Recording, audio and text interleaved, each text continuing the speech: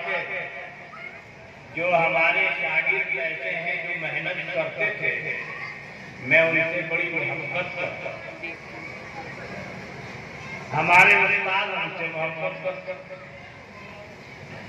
मैं भी करता हूँ अपने शागिर्दों से, मगर उनसे करता हूँ जो बहुत मेहनत करते हैं।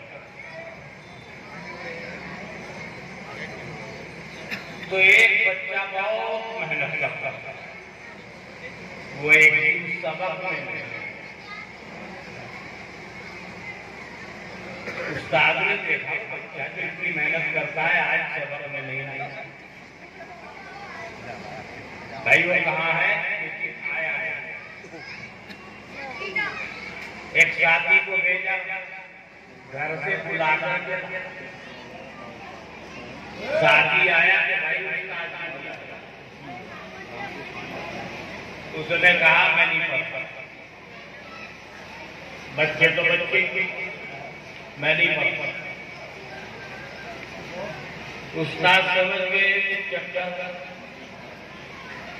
उस्ताद ने कहा ठीक है, उनसे कहो नहीं पढ़ना चाहते मत पढ़ो, लेकिन हमारा तुम्हारा ताल्लुक है, मुझसे आकर तो मिलो।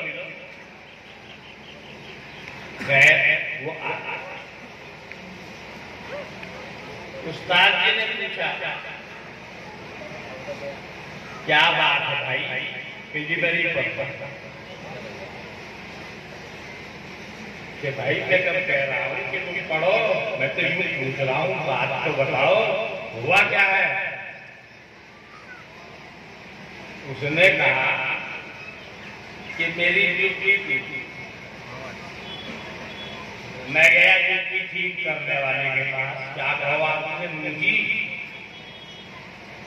मोची मैं कहा भाई ड्यूटी ठीक कर, तो कहने लगा 4 पैसे देना।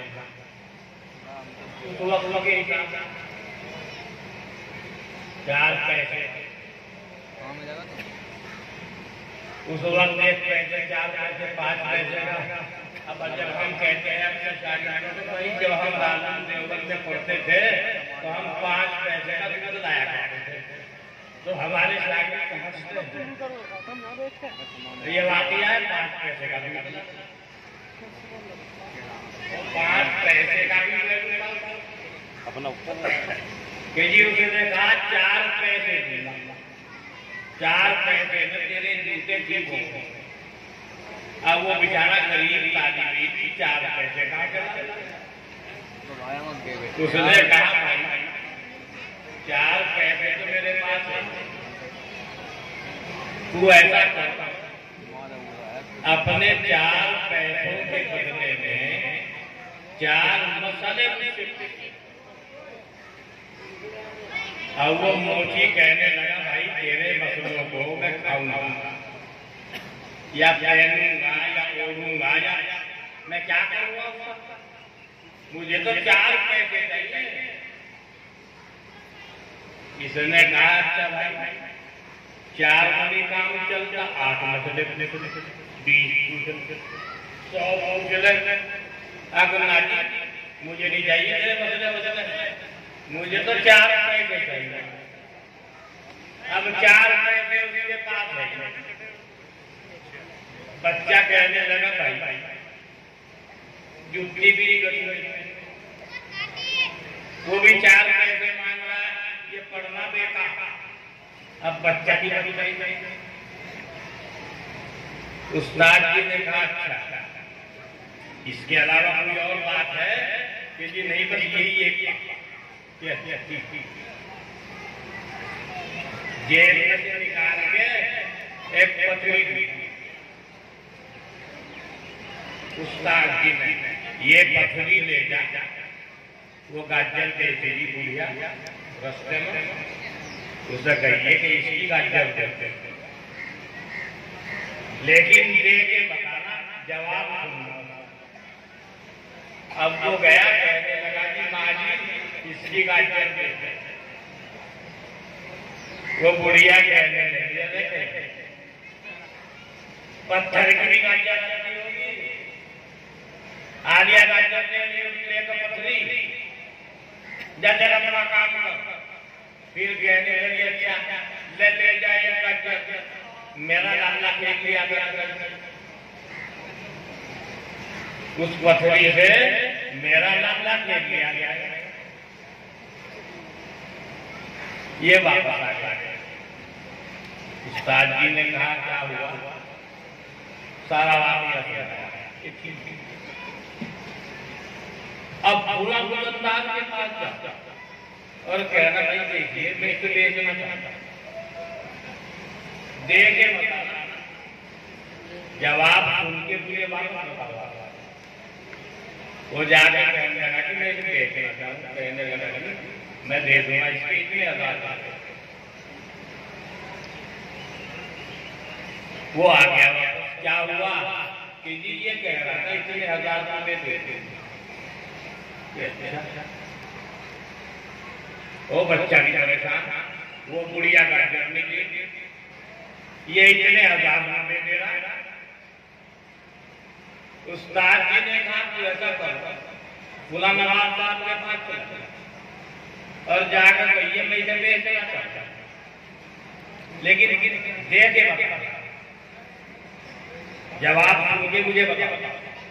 ये माफ कर नवाज साहब के पास कि जी देखियो इसे बेचना चाहता। एक रात का कहने लगा दे दूंगा 5 लाख। क्या हुआ भाई कि 5 लाख रुपए कह रहा है उस पथरी के जिससे गाड़ी करने आ रही। उस्ताद जी कहने लगे अरे कुछ समझ में आया कि नहीं? अगर हाँ कुछ आया तो इत्तिफाक से क्या होता है, बादशाह के यहाँ से एक तलब आई उस्ताद जी के पास कि आपकी जरूरत है, फौरन एक मसले की जरूरत है। उस्ताद जी ने लिखा जवाब में मैं जरा बहुत मजबूर हूँ, अपने काबिले एतमाद शागिर्द को भेज रहा, इंशाअल्लाह वो मसला बता। उसे ही भेज दिया जुद्दी वाले जा मसला बता के आओ। पर्चा लिख के दे। हम जब ये पहुंचा पर्चा उनने ना दे बड़े भाई मसला का क्या था? मसला के बादशाह ने अपनी बीवी से ये कह दिया अगर मैं चांद से ज्यादा खूबसूरत नहीं तो तुझे तलाक। अब वहां मसलिया नहीं। अब बादशाह ने तलाक दे। अभी इस मसले को हल कौन करेगा? इल्म वाला। बच्चे के सामने मसला रखा, बताओ भाई कह तलाक पड़ी कि तलाक नहीं? क्यों? इसलिए कि तलाक की शर्त है बादशाह का चांद से खूबसूरत ना होना। और कुरान की आयत से साबित होता है कि अल्लाह की मखलूक में सबसे खूबसूरत इंसान चांद से भी ज्यादा खूबसूरत है। लिहाजा तलाक वाक़े होने की शर्त नहीं पाई, इसलिए तलाक वाक़े नहीं। बस बादशाह और शाही महल में जो मातम पड़ा हुआ था वो मातम खुशी से तब्दील हुआ, तलाक नहीं थी। अब बड़े लोग जब इनाम देते हैं तो अपने हिसाब से देते हैं, बादशाह देता है तो अपने हिसाब से देता है, और अल्लाह रब्बुल इज्जत देता है तो अपने हिसाब से देता है। बादशाह ने कहा पूरी एक गाड़ी माल की हदिया हजरत जी के लिए, उस्ताद जी के लिए। बादशाह ने लिखा जवाब में आप नहीं आए, एहसास रहा, लेकिन आपके शागिर्द ने मसला हल कर दिया और ये थोड़ा सा नजराना में पेश कर रहा हूं। थोड़ा सा लगाना हरी गाड़ी की बड़ी बड़ी है बात करने अब वो पर्चा दे के माल की गाड़ी ले के शागिर्द पहुंच गया उस्ताद के पास के लो जी क्या है ये कीजिए नजर न दिया बादशाह के एक बात सुन इसे ले जा कर हर सभा को पढ़ने आ जा समझ में आ गया उसने कहा कि समझ में आ गया क्या बताया तूने वहां मसला अब उसे मोची को क्या पता मसले का मसले की कदर क्या है मसले की कदर देख लिया इसे अपनी गाड़ी को वहीं ले जा अपने घर और पढ़ने आ जा भाई बात यह समझ में आया इसलिए बच्चों कह रहा हूं मेहनत से पढ़ो मेहनत से पढ़ो बहुत कदर होगी लोग पीछे पीछे फिरेंगे मतलब क्यों मसाइल की जरूरत बहुत बताने वाला नहीं लोग परेशान यानी लोग बहुत पढ़ लिए लोग आज के मदरसे भी बहुत हो गए मगर मसाइल बताने वाले बहुत कम मिलेंगे ये बताने वाले बहुत कम मिलेंगे ये हदीस जो पेश हो रही है ये सही भी है या नहीं या सही में या मौजूद है बहुत कम मिलेंगे लाखों मिलेंगे लाख कौन भी होंगे जो ये फैसला कर देगा जो बता देगा ये हदीस सही है ये हदीस मौजूद है ये हदीस सही है यही मसलों का हाल है हर आदमी मसला नहीं समझ में आई क्या भाई बात मेहनत करोगे अच्छा भाई एक बात हो सुन लो ये सबके लिए कह रहा हूं एक बुढ़े भाई भाई एक बुढ़े के 3 लड़के थे जब उसने सोचा आखिरी वक्त है बुढ़ापा आ गया उसने कहा देख भाई तुम में से मेरी खिदमत वो करेगा जो मेरी जमीन जायदाद घर में से हिस्सा न ले वो खिदमत करता अब जो बड़ा था वो भी बुढ़े की खिदमत भी करो मिलने का ना घर ना जमीन दूसरे नंबर का जो था वो भी एक भाई में से कहने लगा जी मैं करूंगा मैं वादा करता हूं ना जमीन में से हिस्सा लूं ना घर में से और तुम्हारी सेवा और खिदमत करूंगा करने लगे सेवा करते करते अब्बा का निकाल लो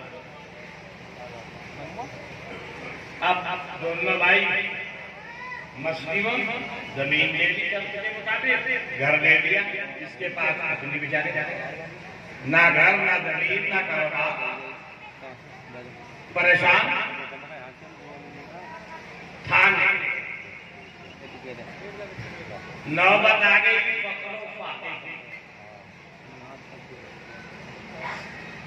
एक दिन ख्वाब में किसी ने उससे कहा कि भाई बहुत परेशान है फुला जगह एक दीनार है जमीन में उसे निकाल अपनी जरूरत पूरी कर दीनार होता है सोने का ये ख्वाब में पूछने लगा कि ये बता दो उसमें बरकत भी है कि नहीं जवाब मिला बरकत तो है कि फिर मैं नहीं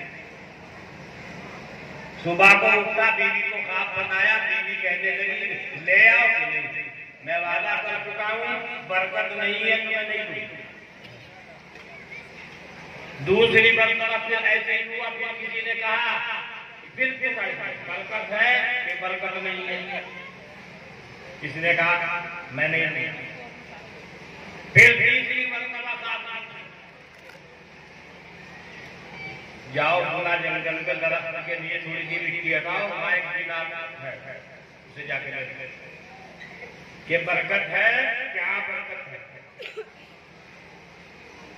इसने बीवी को सुनाया, बीवी ने कहा तो लाओ। अभी ये गया जहां वो दीनार बताया गया था, वहां से मिट्टी जो उसने हटाई उसको मिला। दीनार लेके घर बीवी भी देख के खुश हुई कि भाई आज बहुत दिनों के बाद खाने पीने को मिलेगा। बीवी ने कहा मछली भी ला। मछली जानते हैं ना? ये गया मछली भी और सामान लिया। अब ये तो आपको मालूम है कि मछली और टिड्डी को विवाह करने की जरूरत नहीं है, जानते हैं ना मसला? मुर्गी खाओगे विवाह करनी पड़ेगी पहले। बकरा जो भी जानवर खाओगे विवाह करना पड़ेगा। मछली विवाह करने की जरूरत नहीं, टिड्डी विवाह करने की जरूरत नहीं, पकड़ो भूनो खाओ।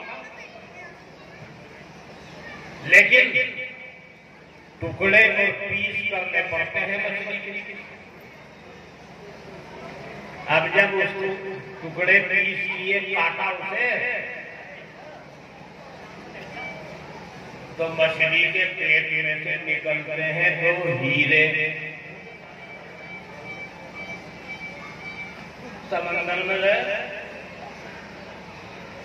दो हीरे हैं। अब देखा है तो दो हीरे बेचा उन्होंने बहुत कीमत के। हीरा जिस हिसाब का होता है उसी हिसाब से उसकी कीमत होती है, और उसकी कीमत कोई जानते हैं जो उस लाइन के मालिक। एक शहर है, कदरे जौहर शाह बदानदिया बदानत जौहरी, कदरे बुलबुल बदानदिया बदानत अंबरी। बादशाह जानता है हीरे की कदर या हीरा वाला जानता है, जिसका एक काम इतनी बरकत हुई उसमें। मछली आई, मछली में दो हीरे भी निकले, जमीन भी हो गई, घर भी हो गए, कारोबार भी हो गया, सब कुछ हो गए। ये भी आपदा में बुढ़े बाप की खिदमत करते और शर्त को पूरा करने, ये उनके लिए सुना रहा हूं। हर आदमी अपने माँ बाप की इज्जत कर, कदर कर। बहुत से गुनाह हैं कि उनका अजाब आखिरत में होगा। कुछ गुनाह ऐसे हैं कि आखिरत में तो अपनी जगह पर है ही, दुनिया में भी भुगतना पड़ता। माँ बाप को पका दो, फिर देखिए दुनिया का रंग। दुनिया फिर अपना रंग दिखा दीजिए अगर माँ बाप को सता दिया, या किसी अल्लाह के बंदे पर जुल्म कर दो, फिर देखो अंजाम क्या होता है। आखिरत में जो होगा वो अपनी जगह पर है, दुनिया में भी बदला मिल कर रहे। जैसी करनी वैसी करनी। इसलिए भाई,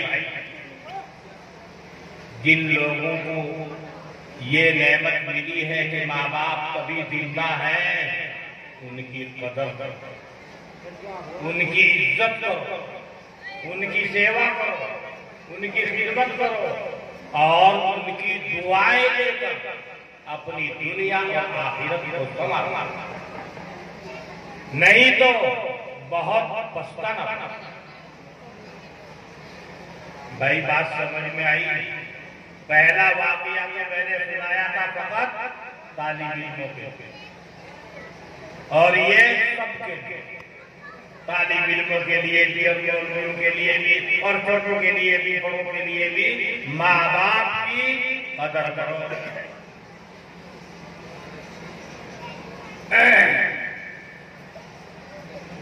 अल्लाह ताला ने अपनी इबादत तो बंदगी के बाद माँ बाप का दर्जा रखा है। शरीयत के कानून से अल्लाह और उसके रसूल के बाद माँ बाप। वक़ज़ा रब्बुका अल्ला ताबुदू इल्ला इय्याहु व बिल वालिदैनि इहसाना। यही मतलब है अल्लाह की इबादत और माँ बाप की खिदमत, उनके साथ अच्छा बर्ताव। भाई कुछ समझ में आया? मैं आप ही की जबान में बोल रहा हूं ताकि पूरी समझ में आवे। और एक और सुन लो भाई, ये भी सबके लिए है। जब आदमी सो जाता है, शैतान गिन या सांप ही आकर उसे काट लिया और सुबह देखा बड़ा पड़ा। और शैतान तो सबका दुश्मन है, किसी भी शक्ल में आ सकता है। देखा सो रहे, सबका गला दबा गया, सारे मरे पड़े। कर सकता है ना वो, लेकिन कर नहीं सकता। क्यों? अल्लाह ताला ने अपने बंदों की हिफाजत का इंतजाम कर रखा। शैतान है तो फरिश्ते भी, फरिश्तों को देखकर हवा निकलती है, उसकी हवा समझ जाती है शैतान की, और शैतान के बुरी की, और फरिश्ते मौजूद हैं अल्लाह के बंदों की हिफाजत करने के लिए। अल्लाह के मुआफिक फरिश्ते ना होते तो बंदा आराम से सो जाता, और काशकार लोग तो बेचारे हमें जंगल में सो जाता। बहुत दफा ऐसा होता है, करीब में कुछ सांप आया, गुजर गए, करीब भी नहीं आ रहे। करीब तो जब आवेगा जब अल्लाह आने दे। हाँ, अगर किसी की मौत ही लिखी है तो इत्तिफाकन कभी, लेकिन शैतान ऐसा कर दे, वो जाकर के ऐसे दबा दे, नहीं दबा सकते। अल्लाह ने इंतजाम कर। एक वाकया सुनाता हूं, हजरत इमाम फखरुद्दीन राज़ी रहमतुल्लाह अलैह ने वाकया नकल किया। एक ये दुनिया का निज़ाम है, एक तकवीनियात का निज़ाम है, आलम तकवीनी बोलते हैं उसको, अल्लाह का अंदर का निज़ाम।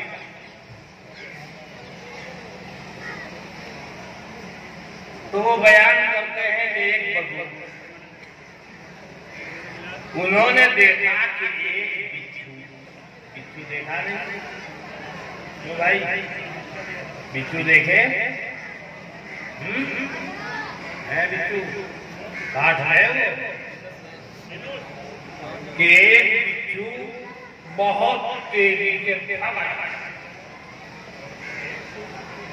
उस अल्लाह वाले बुजुर्ग ने देखा बिच्छू भागा जा रहा है बहुत तेजी से, इसमें कुछ रात ऐसे चक्कर है, वो उसके पीछे आगे आया। दरिया कश्ती थी, वो बिच्छू जाके कश्ती से लिपट के बैठे, ये बलून भी चढ़ गए कश्ती में, कश्ती दूसरे किनारे में गई दरिया के, वो बिच्छू उतर के फिर भागा। ये बुजुर्ग भी पीछे पीछे भाई देखो हाथ मसला है। आगे जाके क्या देखते हैं कि एक बुजुर्ग दरख्त के साए में,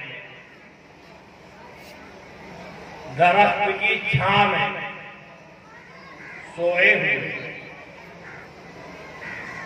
और वहां एक सांप है, मुंह उठाए खड़ा है। उन सोते हुए बुजुर्ग को डसने से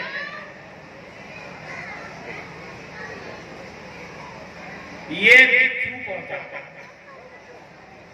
इतना जहरीला बिच्छू था, इसने जाके सांप के डक मारा।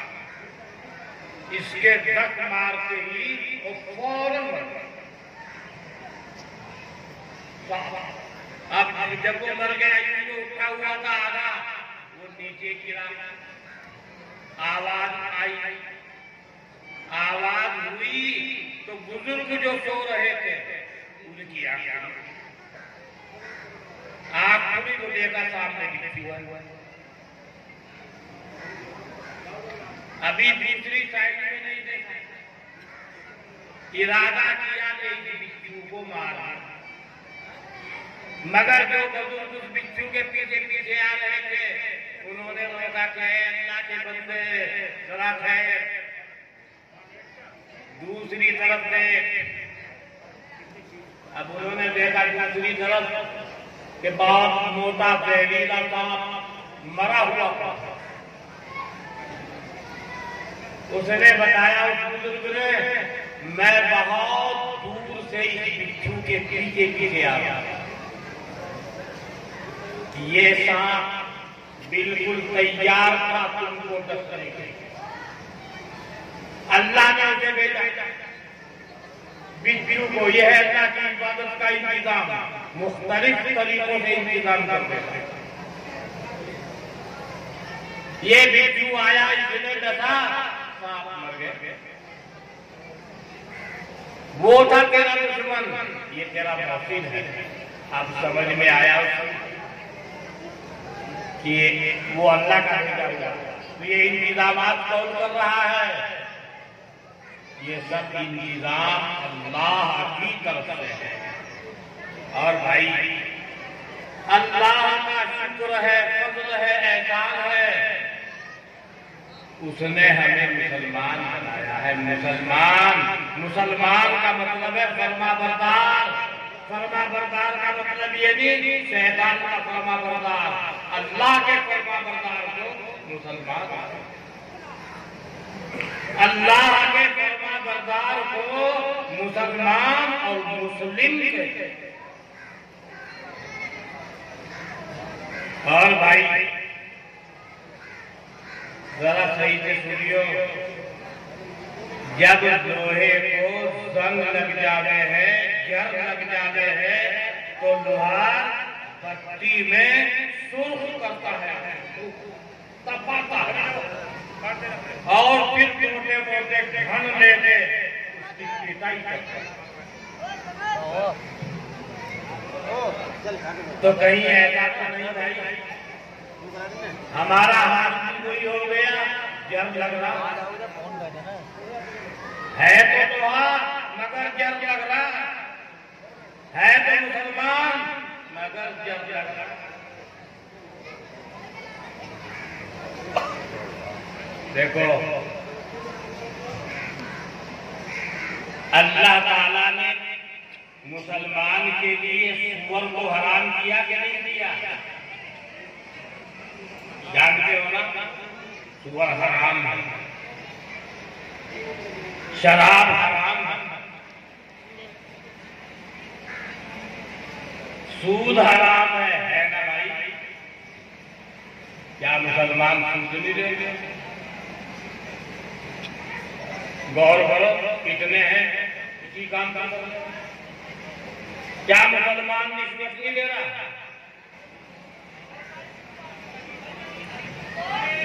और एक मसला और बोल दो भाई, खराब सा लग रहा, अल्लाह ताला ने जिस तरीके से नमाज फर्ज है, इबादत है, ऐसे ही निकाह करना भी इबादत है। और इतना आसान है, बहुत आसान। कुछ देने की जरूरत नहीं भाई, निकाह करके लड़की इसके साथ भेज दो, उसका खर्चा कपड़ा मकान शोहर के दिन में। अब ये लड़के वाले लड़की वाले से क्या मांग रहे हैं? और फिर भी है मुसलमान। कुरान करीम की कौन सी आयत में है भाई? या हदीस में कहा है, या मसलों की किताब में कहा है? और भाई पूरा मत मानना, हाजी और मुल्ला जी और हाफिज जी और कारी और मौलवी और मुफ्ती और हजरत जी सब बराबर हो, सब ले रहे। हाँ भाई कार भी चाहिए, मोटरसाइकिल भी चाहिए। इसका मतलब ये हुआ तुम बहुत मुहज्जब फकीर हो कि दे दे, बेटे के नाम को दे दे, बेटे के इस्लाम को बदनाम करना। और मैं इसलिए कह रहा हूँ, कह रहा हूँ, पता भी होगा, मैं भी इसी इलाके का हूँ। 3 लौंडों का निकाह किया, मैंने कह दिया पहले ही, अब तुम कुछ दोगे मैं नहीं दूंगा, हराम है मेरे, ना तुम्हारे देने से मेरा पूरा, अल्लाह अगर दे देगा तो इंसान का पूरा बनेगा, किसी के देने से पूरा नहीं पड़ता और किसी के छीनने से आदमी का बिगड़ पड़ता। अगर आपसे कोई छीन ले, जबरदस्ती चोरी कर ले, तकलीफ होगी, बिगड़ेगा कुछ नहीं, उसी का बिगड़ जाएगा। कल को देखिए, अब हम तकरीर कर रहे हैं इस्लाह तकरीरें खूब चलने देते, और जब नंबर आता शादी का, हाँ भाई कार तो चाहिए, होनी चाहिए, मोटरसाइकिल तो होनी चाहिए, 4-5 लाख रुपए मिलाई तो होने चाहिए। ये तो बताओ ये कौन सी हदीस है? कहीं कुरान में आया है? यानी बिल्कुल जो हमारे जमाने में रिवाज और तौर तरीके हिंदुओं के हैं वो सब मुसलमानों ने अपना रखे हैं। मन्नान को मुसलमान हो गए और गोरखाने को मुसलमान हो गए और बाकी कामों में इस्लाम को बदनाम करने लगे। हमने देख रहे बहुत सी जगहों पर जिनके दादा परदादा ने मुत्तकी परहेजगार अल्लाह से डरने वाले थे, आज उनके पोते पड़पोते सूद, सट्टा, जुआ इसी काम में लगे। वो देख लोग थे, उनको अल्लाह ने इज्जत दी थी। अब तुम जैसे बुरे काम करोगे इसका अंजाम निकालता। आज जब मुसलमान है परेशान, दिल से पूछो, दिल परेशान क्यों नहीं होने वाला? अल्लाह ताला ने सुकून जो रखा है, दिल का सुकून, दिल की शांति माल में नहीं रखी, झूठ में नहीं रखी, अपनी इबादत और जिक्र में रखी। ताल्लुक जोड़ो अल्लाह से, अला बिज़िक्रिल्लाह तत्मइन्नुल कुलूब। कहीं नहीं मिलने की शांति, दिल का सुकून, सब परेशान नहीं। दिल का सुकून चाहते हो कि हर वक्त हंसते ही रहो और खुश रहो, तो अल्लाह के जिक्र में है ये। हुकूमत से न दौलत से न घर आबाद करने से, हुकूमत से न दौलत से न घर आबाद करने से सुकूने कल्ब मिलता है, खुदा को याद करना। भाई कुछ समझ में आ रहा क्या? भाई लौंडों का ब्याह करोगे, लौंडी वालों को कह दियो भाई तेरा कुछ नहीं चाहिए, लौंडी ने एक चाहिए, उसके देने से पूरा नहीं पड़ेगा। इस्लाम बदनाम हो रहा, मुसलमान बदनाम हो रहा। लेकिन जब आवे थे भूल जाना, ये लालच ऐसी चीज है, ये लालच आदमी को बदनाम करता है। तो देखो तू देगा मैं नहीं दूंगा, मना करो, शरीयत में इजाजत नहीं है। तो जब जाके मसला होगा, जब तैयार होना है। अब एक मुल्ला जी कहता रहे तो सब कहेंगे पागल, हमारे घर में माल आ रहा है ये बना कर रहा, तो क्या कहेंगे? पागल हो गया। घर में मोटरसाइकिल आ रही, कार आ रही, मिलाई के मिलने फिर 5 लाख रुपए, मुल्ला जी कह रहा वो हराम, सूद से ज्यादा कम अज कम सूद को ये तो समझना है कि हराम है, इस हराम को हलाल समझ के तो सूद से भी ज्यादा हराम है। और एक बात और बताऊंगा, जितनी इज्जत बच्चियों, लड़कियों, औरतों को इस्लाम ने दी, जितनी इज्जत इस्लाम ने दी है दुनिया के किसी मजहब ने नहीं। हदीस में फरमाया कि जिसके यहाँ 3 बच्ची हो गई और उनकी सही तरबियत की, सिखाया पढ़ाया नेक बनाने की कोशिश की, मैं उसके लिए जन्नत का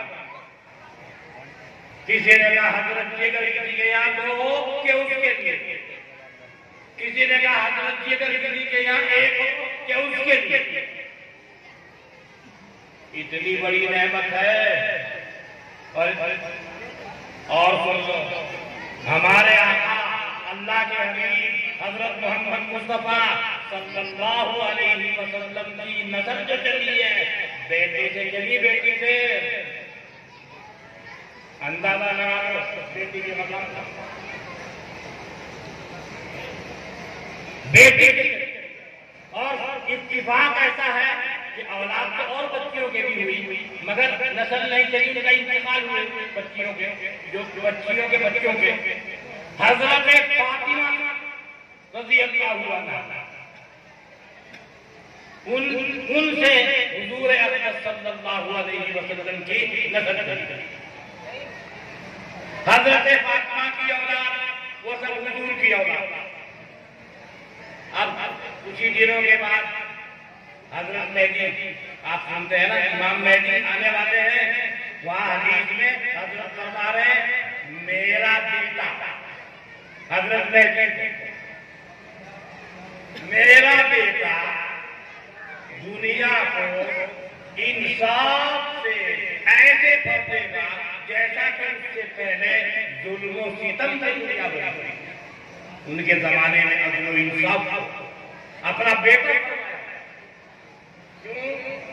वो बाप की तरफ से हजरत हसन की औलाद और माँ की तरफ से हजरत हुसैन की औलाद में हजरत मेहदी, उन्हीं के साथ साथ हजरत ईसा अला नबीना अलैहिस्सलाम भी उतरे, मगर नबी बनकर नहीं, उम्मती बनकर।